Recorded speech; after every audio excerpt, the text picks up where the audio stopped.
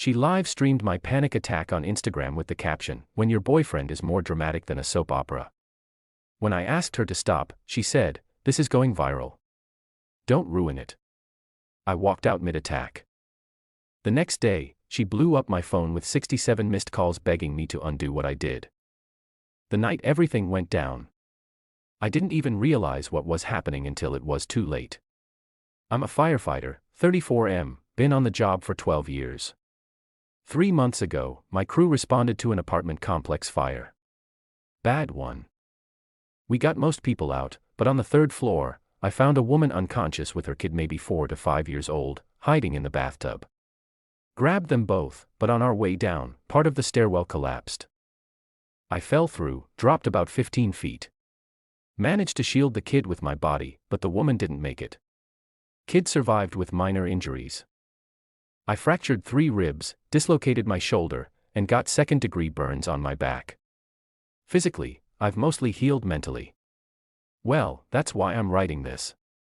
Since the incident, I've been having panic attacks. Doc says it's PTSD. Started seeing a therapist, taking meds, doing all the right things. The attacks have been getting less frequent, but they still hit hard when something triggers them. Usually smoke alarms, the smell of smoke, loud sudden crashes. My girlfriend, Kelly, 29F, and I have been together just over a year. We don't live together. I've got my own place. She has hers with a roommate. I had given her the code to my apartment for emergencies and occasional stays, but she'd never moved any significant belongings in. When the accident happened, she seemed supportive at first, visited me in the hospital, brought me food when I got home, all that. But as weeks passed, I could tell she was getting impatient. "Aren't you over this yet?" She asked once after I had to leave a restaurant because they had a fire pit near our table, like it was a choice I was making. Last Friday night, we were at her place watching a movie.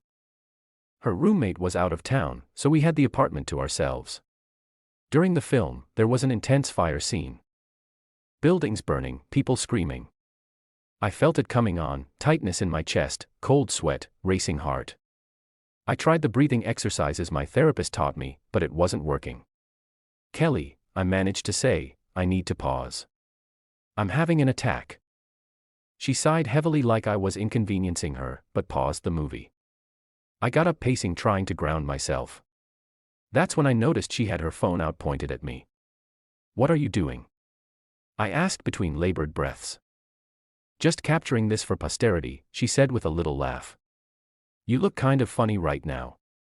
Through my panic, I realized she was streaming on Instagram Live. I could see comments popping up on her screen. "Stop," I said. "Turn it off." "Oh, come on. Lighten up. My followers think this is hilarious." I glanced at her phone and saw her caption, "When your boyfriend is more dramatic than a soap opera." My heart was hammering so hard I thought it might burst. "Kelly, please turn it off. This is going viral. Don't ruin it. Just do your thing. Pretend I'm not even here." Something in me snapped. Even through the panic, through the feeling of drowning on dry land, a strange clarity hit me. This person who claimed to love me was broadcasting my trauma for laughs. I didn't say another word.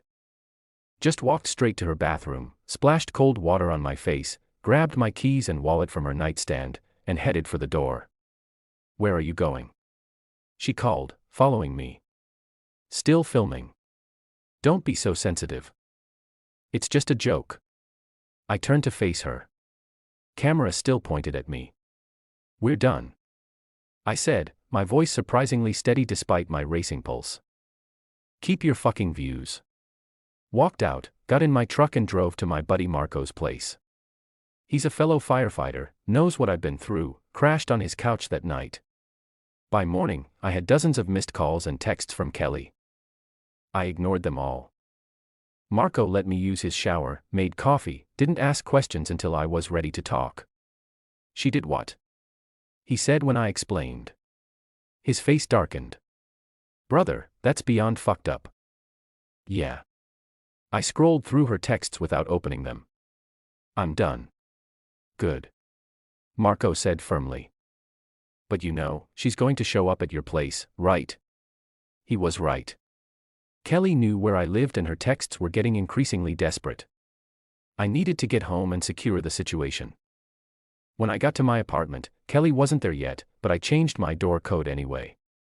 Then I packed up everything she'd ever left at my place: clothes, toiletries, a few books, earrings into a box.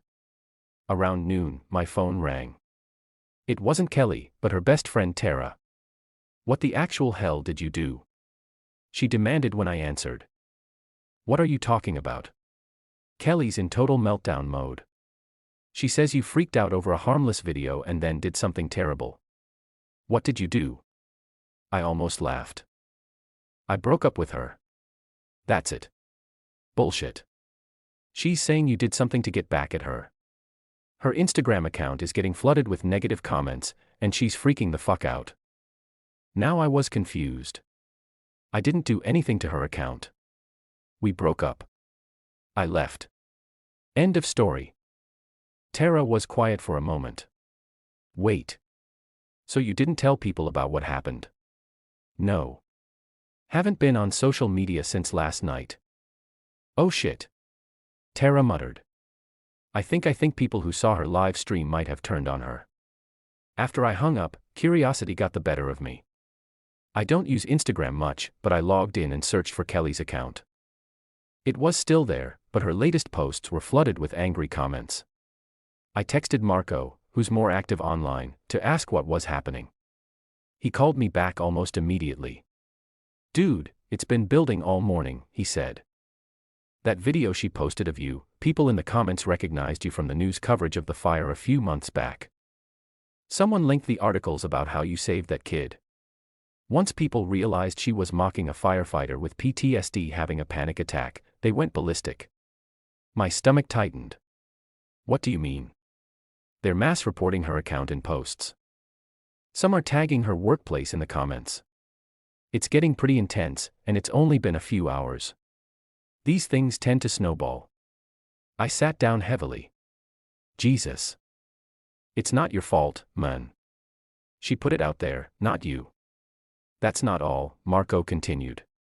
"Her roommate, Emma, posted a comment about how Kelly's been making fun of your PTSD for weeks. Apparently, they've been having arguments about it." I remembered Emma. Quiet girl always seemed uncomfortable around Kelly. Now I understood why. Just then my doorbell started ringing frantically. I checked the camera feed. Kelly, mascara streaked down her face, repeatedly pressing the button. "Gotta go," I told Marco. "She's here." I didn't open the door. Just spoke through the intercom. "Your things are in a box outside my door. Take them and leave. Please."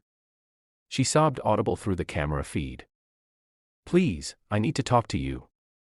People are attacking me online. My boss texted me about it. You have to tell everyone it was just a joke." "I didn't tell anyone anything," I said flatly. "Seems like the internet figured it out on its own. You have to help me fix this. Post something saying you're fine, that I didn't do anything wrong." The audacity was breathtaking. "No. Please," she screamed, slamming her palm against my door. "I'm getting scary messages. Someone commented they know where I work." Despite everything that made me pause. I don't believe in harassment, no matter what someone's done.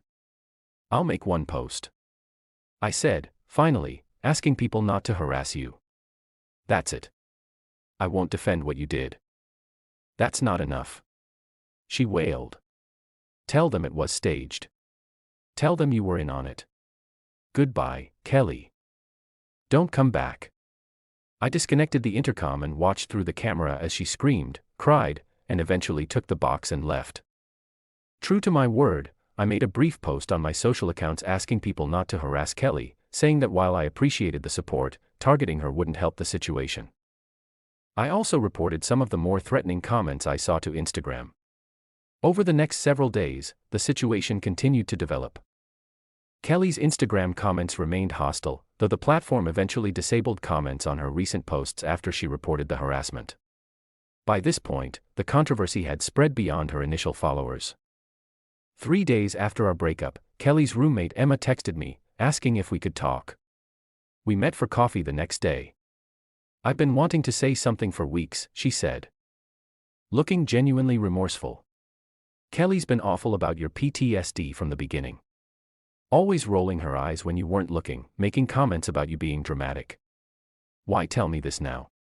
I asked. Emma stared into her coffee. "Because I feel partly responsible.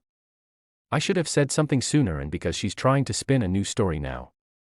"What story?" "She's telling people you were emotionally abusive, that she was trying to document your erratic behavior for her safety. She's playing victim." My blood went cold. False accusations of abuse could wreck my reputation, my career. "I have screenshots," Emma said, opening a folder on her phone.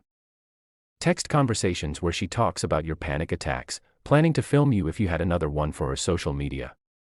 And I have our text argument from right after you left that night, where I called her out for what she did, and she just laughed about it." I looked at Emma with new respect. "Would you be willing to share those if needed?" She nodded. "I already told her I would if she kept spreading lies about you. I live in Washington State, which is a one-party consent state for recording and documenting conversations. I checked with my cousin who's a lawyer. These texts are completely legal for me to share." "Why would you do that?" I asked. "You're risking your living situation." "Because I've been where you are," she said quietly.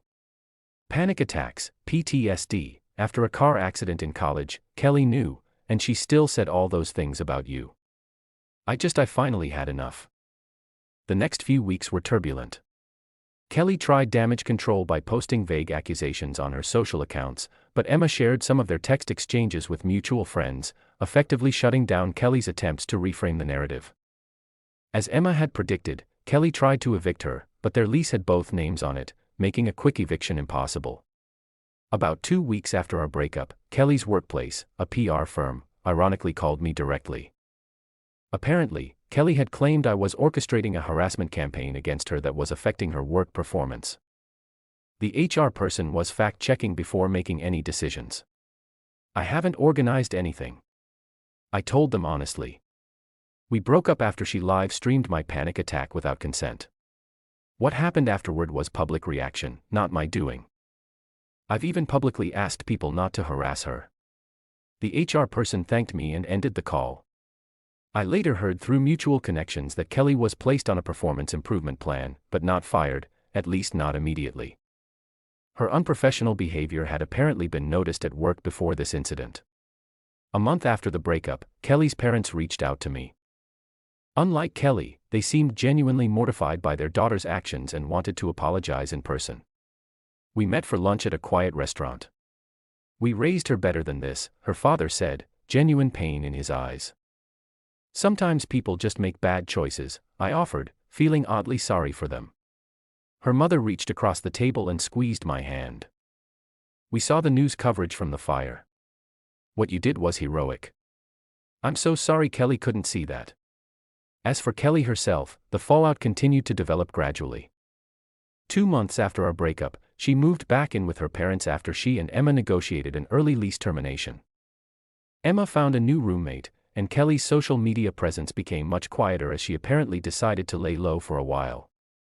I filed a cease and desist letter through an attorney regarding her false claims of abuse, documenting the livestream incident, and the text evidence Emma provided. It's not a full lawsuit, but it establishes a legal record if she continues making false accusations. The PTSD is still there, still something I work on daily. But now I have an unexpected support network. Emma and I have become friends.